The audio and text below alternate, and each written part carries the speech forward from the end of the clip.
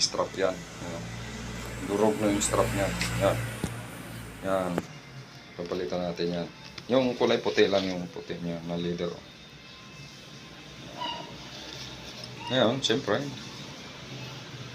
hindi ko na, yan. Hindi ko na pinakita sa inyo yung paggawa ng pattern kasi same lang naman. Ito, kinabit ko na yung isang. Pero hindi pa siya, hindi pa tapos. Yan, bago na yan. Yung nilining natin, diba? Yung original niya. Hindi ko pa nagalaw yan. Siya. Ito yung isa muna.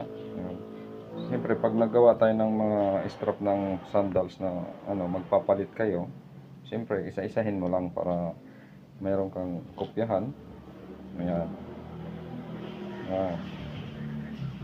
Diskarte natin tapos yung isa. Yung ito, patapos na. Papakita ko sa inyo mamaya pag tapos na yan.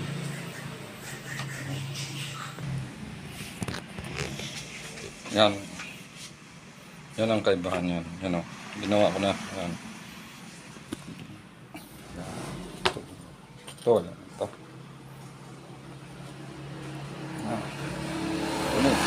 Ito na yung bago natin gawa.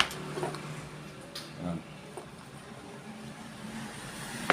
Kasi pag magpalit kayo ng leather, hindi nyo sabay-sabay yung pagbaklas para mayroon pa kayong mayroon pa kayong mapaggayahan o kasi minsan nakakalimutan mo yung lapat yung plaster kung baguhan ka pa lang.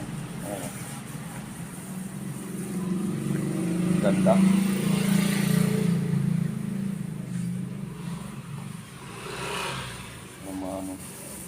Ginagpit natin yung mga tinanggalan natin.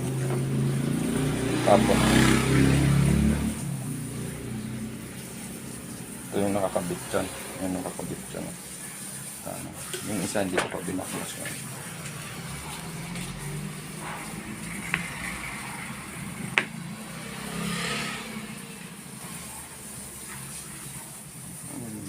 Naman lang may-ari yan. Ito yung sinagawa ko nyo.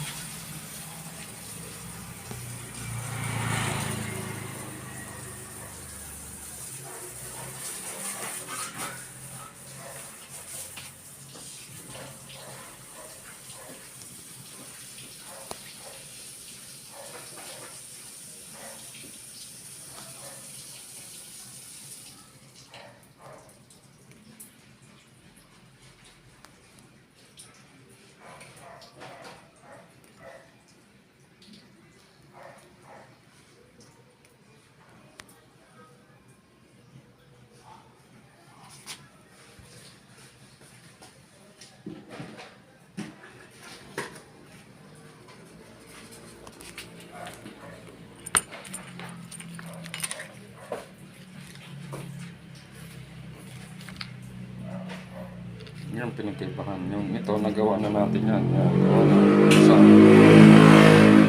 Gagawin ko na. Yung isa binawa na natin.